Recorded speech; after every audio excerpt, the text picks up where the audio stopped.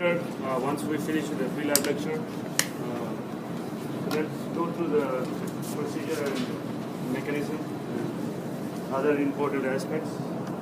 So today we'll be performing the Witting reaction, right, using the cinnamaldehyde and benzyl triphenyl phosphorylamide, right. So this is already there, this reagent. So when we mix the sodium hydroxide, it's going to abstract proton from here, and we'll generate the E light. That's necessary for the reaction. I think it's already covered in your lecture. How many of you learned the Witting reaction? It's all of you. So you know much better than me, right? Because you have been reading so many times for the exam, so it's easy for you. So as you see, it forms a carbon-carbon double bond, and when there is a carbon-carbon double bond, then there is possible of E and Z isomers, right? And then you have two double bonds here, so it's possible of EE or EZ and ZZ, right? But only the most stable isomer forms the majority of the product, right? So in this case, mostly, obviously, the EE is more stable isomer, right? So majority of the product will be the EE isomer, right? So let's say if we have two isomers formed in the reaction, so how are we going to isolate the major product that we want? Is there any technique that you can use to isolate the major product? Right? That you learned from organic 1 or did we learn from organic 2? Maybe. So what is the first experiment that you learned in organic 1? Melting point, that's the second one. No? Maybe it depends on the semester that you are doing. I think that was the recrystallization of the given solid, and you check the melting point from the organic 1 lab. In that you recrystallized and isolated the pure compound, right? So in this case we are using 60% ethanol, aqueous ethanol, and then at the end you dissolve that in ethanol, and the pure product comes out as solid, and the other side product will go into the liquid. So in that way you can isolate the required major product. The mechanism is pretty much that's given in the handout, so follow as it is in the handout. And but the thing is, when you're writing the lab reports, do not just copy paste the structure given in the handouts. That's given in your in the Word file that is posted on your Blackboard Learn. So if you do that, you lose points. Okay. Because in the previous semester I had seen that people just copy paste that entire mechanism and paste it in the lab reports. So make sure you draw the mechanism by your own, right? Do not copy paste from the handout that is sent to you. Okay.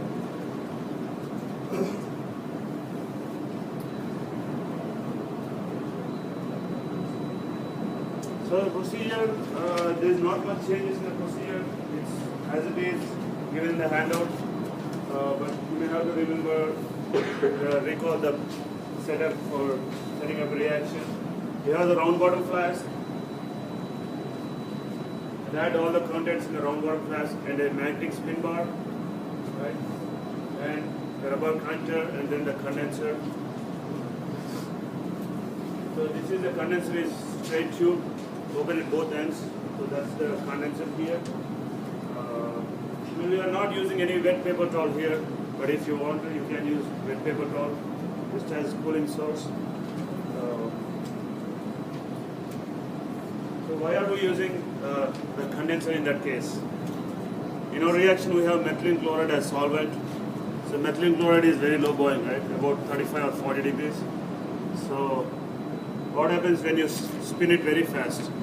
It's possible that it can just boil off slowly.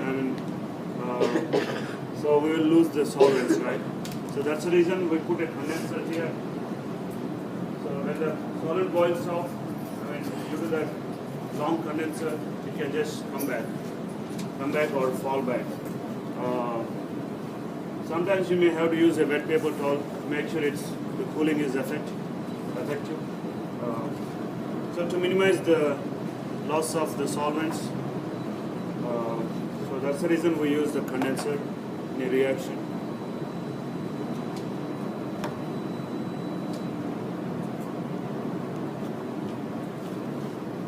So it says the reaction time is 30 minutes, so stir that for 30 minutes and then we'll do the workup. That's the same thing as we did for, what's the reaction we did? For the Grignard reaction? Yeah. We use the conical tube for separating our product. The same thing we'll be using. But in this case we have the methylene chloride and water, right? So which one will be the top layer? Which one will be the bottom layer? So the density of methylene chloride is more, right? So more density, it will go bottom. And then sometimes if you are not sure about the density and if you are confused, then you should test. Take a test tube or something, take water, and then add 1 or 2 drops of each layer in there. So if let's say in this case, if the top layer you add 2 drops into water, and if it is miscible, then that means it's aqueous layer or water layer. And if you add bottom layer into the water, then it forms that emulsion or drops in there, oil drops, right? Then you can say that's organic, because organic layer is not miscible in water, right? So that's the best you can do. So once you do this workup and you have that methylene chloride layer, and you are going to boil off the methylene chloride layer using hot water. Again, remember, use hot water and put your methylene chloride layer, the flask contains the methylene chloride layer in the hot water, so that you can remove the methylene chloride. And when you are doing this, do that in the fume hood, because nobody should inhale the methylene chloride vapors, right? And if anybody is pregnant here, you can stay back and the other people can do. Because since the methylene chloride vapors are not good for somebody expecting, right?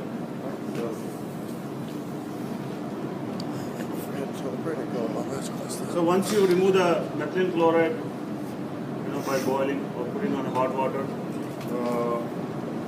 so you'll get some kind of solid or sometimes a semi-solid or a little bit liquid. So since if you have liquid and if you put on the ice bath, it will solidify, and that's your crude product or crude solid. So you have to take very small amounts, just very small amount, and put it in a vial and add methylene chloride. So that will be your TLC solution for the crude product. So you keep this aside, and the rest of the crude product you are going to kind of recrystallize using 60% aqueous ethanol. So when you add 60% aqueous ethanol, you should get some kind of good solid. So that will be your pure solid. Let's say the amounts of the aqueous ethanol. It doesn't say the amount of aqueous ethanol. So you can start from the minimum. Let's say maybe 0.25 or 0.3 mils first, and then mix it well, and add a little bit more if you're not sure. So add slow by slow. Because if you add at once like 10 mils and your product is not going to come out, then you may have to boil off the ethanol. So that's why do not add at once the aqueous ethanol. So just add few mils, half a mil or something like that. And once you see a solid, you can filter it out and take a small amount and prepare for the TLC solution. So you'll have the crude solution for TLC and also the pure product solution for TLC.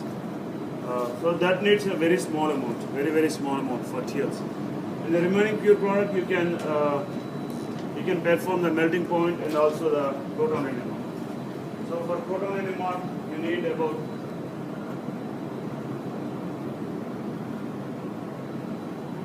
20 milligrams approximately. It can be more or less plus or minus 2 milligrams or plus or minus.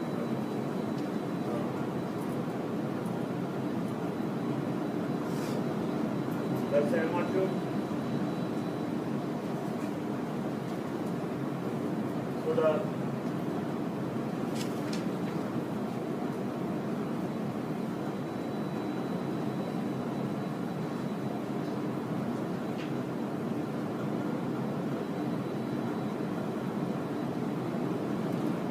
You might have seen the NMR tube from, I don't know, maybe organic one.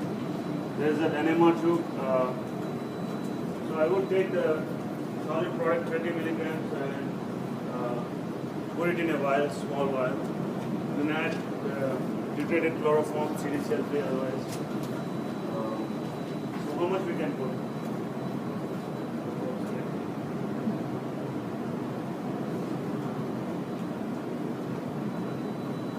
Put 0.8 mils of the deuterated chloroform, right?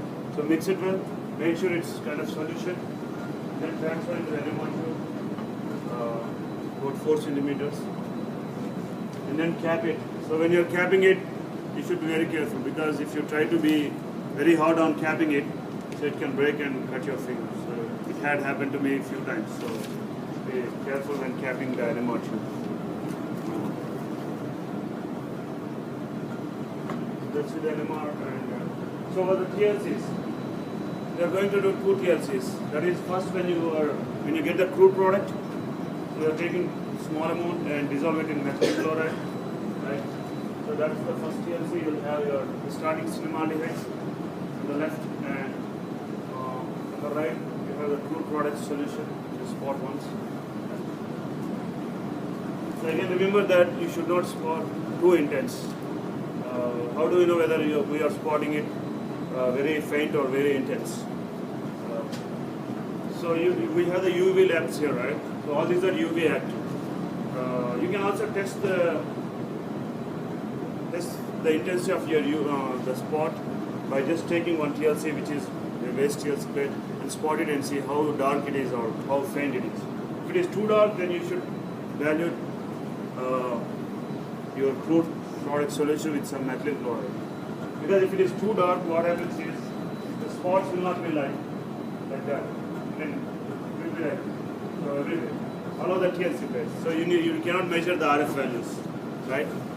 So that's the reason. Make sure it's a little bit faint. I mean, not too much faint. Little bit.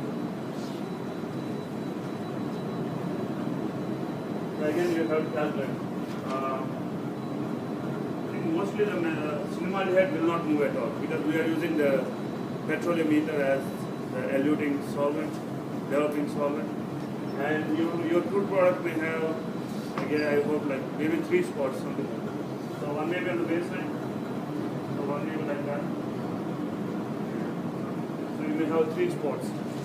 So I would say the top spot will be your product, and middle spot will be your probably the other isomer, and the one on the baseline will be the side product, right? So what will be the side product in your case?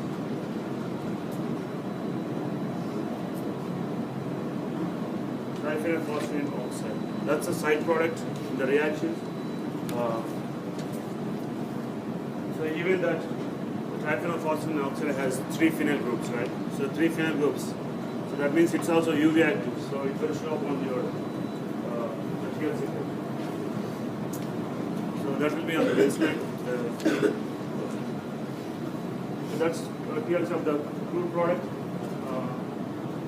And then in the end you are getting the pure product, right? So you'll be doing one more TLC, right? So at that time you can spot your cinnamaldehyde, and you already have some crude solution saved, right? So spot that on the middle, and on the right, spot the final purified product. You will have 3 spots.